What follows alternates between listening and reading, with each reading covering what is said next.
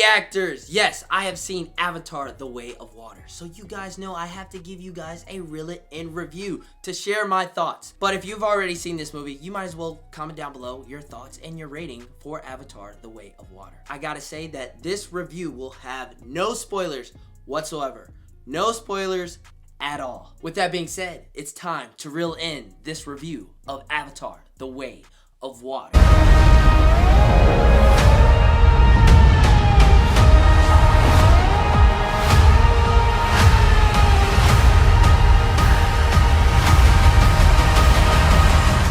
Years. It's been 13 years since the very first film. What are you guys' thoughts on the first film?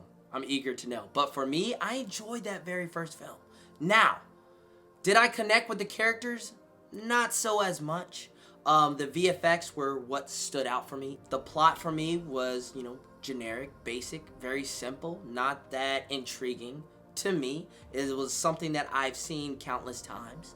But the VFX were something I took away from that very first film. Now, 13 years later, we are now back to the world of Pandora. In the plot of this movie, I gotta admit, it is simple and basic, just like the first one. Just a few things are changed, but I gotta admit, I was intrigued and I liked the plot of this movie better than the first film. And the plot goes, set more than a decade after the events of the first film, learn the story of the Sully family. Jake, Ney'tiri, and their kids. The trouble that follows them, the lengths they go to keep each other safe, the battles they fight to stay alive, and the tragedies they endure. A very simple plot about the Sully family, and they are on the move as they are being hunted by a villain we have seen before, but this villain looks very different. If you've seen the trailer, you guys know this isn't a spoiler, it's in the trailer. The Colonel is back, but this time he looks totally different. But like I said, I enjoyed the plot for what it was. I don't see it as a big standout. It's something we have seen before, rehashes a little bit of the very first film. But overall, I thought it was okay. The story was okay. But to really talk about the big thing, and that big thing, before we dive into these characters, the big thing is that the VFX. That is something I want to really talk about. The VFX in this film are superior of the first film. In the first film, VFX still hold up till this day because I chose to watch that film right before I saw Avatar: The Way of Water. And if you are planning on seeing this film, you should definitely watch that first film. It will definitely do you a very good service. But the VFX for Avatar: The Way of Water are amazing, stunning, jaw-dropping. Literally, my jaw was on the floor countless times. I enjoyed the VFX, the CGI, the world of Pandora. It's amazing. I mean, James Cameron, what he does is expand the world of Pandora. He brings so much life. Seeing the Sully family and the Reef tribe coexist in this world in which water is a very big part of the way of life was truly something very special. This movie is an achievement in itself because it outdoes the VFX of the very first film. I mean, given the fact it's 13 years ago, so obviously the technology has changed and it has updated, but wow, there were times I'm like, wow, this looks real. What I am looking at looks real. And you start to question, what are other films? What are other movies doing wrong? Why on earth does the film that I'm watching at this moment look so realistic compared to the other films that I've seen throughout the years? How on earth do they not look as realistic when it comes to the visual effects? But here with Avatar: The Way of Water, the visual effects are something that are going to be talked about countless times. I mean, let's jump into the future real quick.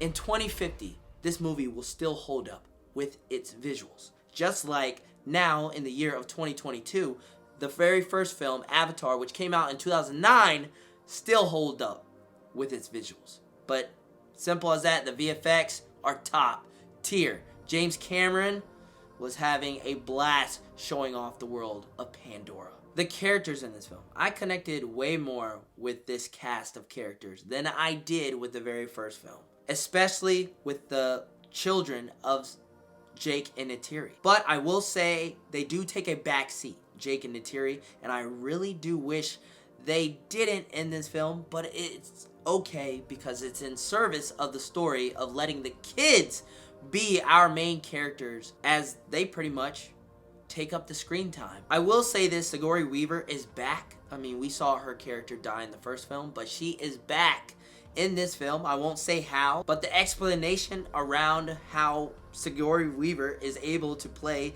yet another character, a child character in this film, it was glossed over. It happens quick. I thought they could have expanded upon and answered quite a few questions of how this came to be, but it's, quick and done. And it took me a while to get used to Sigourney Weaver playing a child. I mean, this grown woman is trying to sound like a teenager child.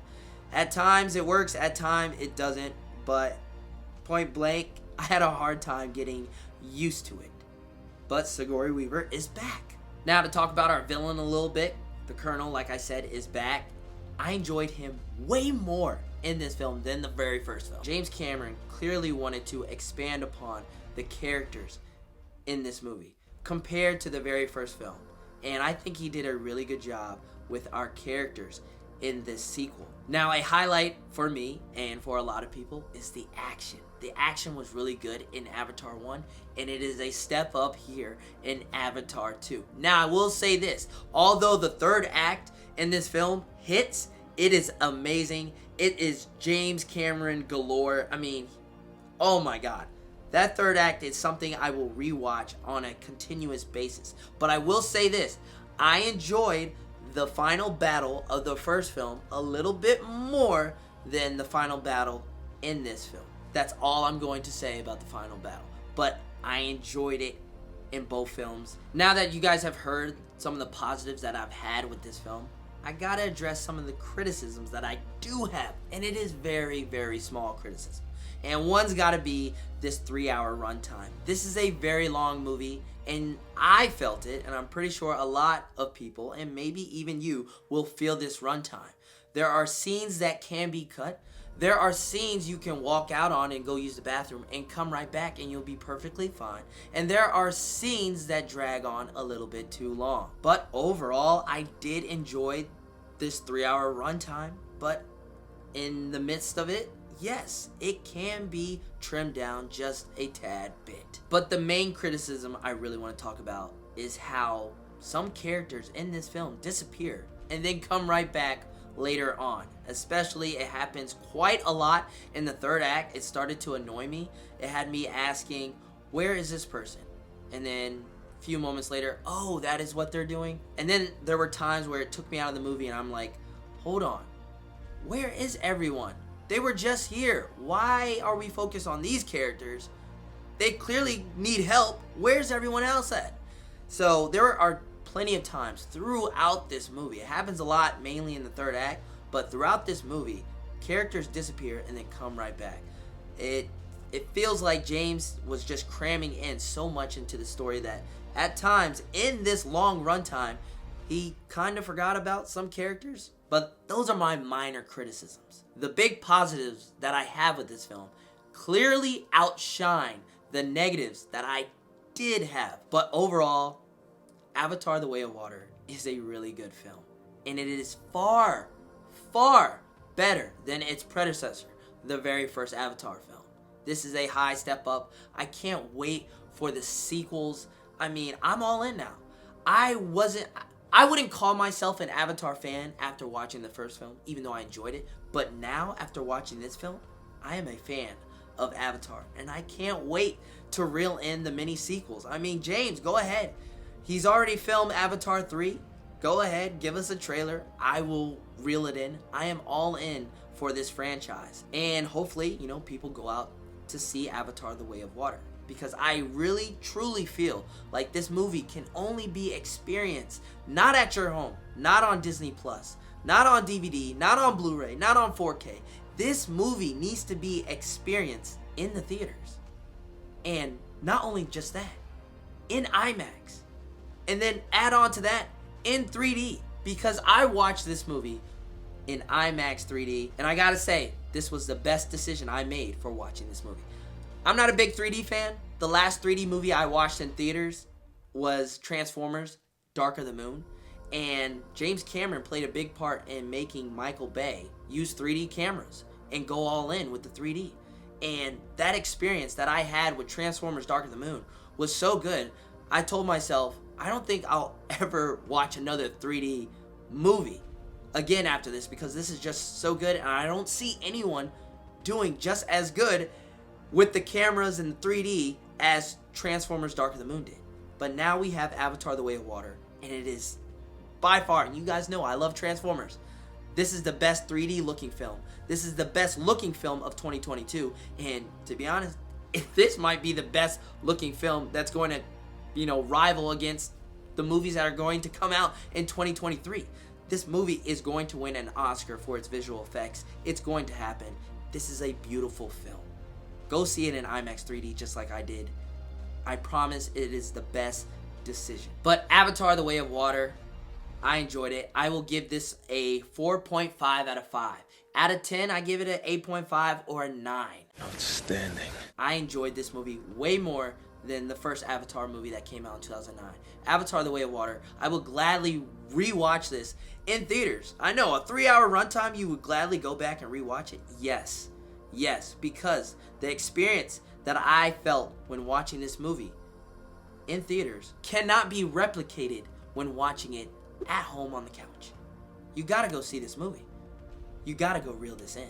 What'd you guys think about Avatar: The Way of Water? Make sure you guys comment that down below. This is Reel It In Reactions. I'm Reel It In Miles. Thank you guys for reeling in this Reel It In review for Avatar: The Way of Water. I'll catch you guys in the next Reel It In review or in the next Reel It In reaction. Peace.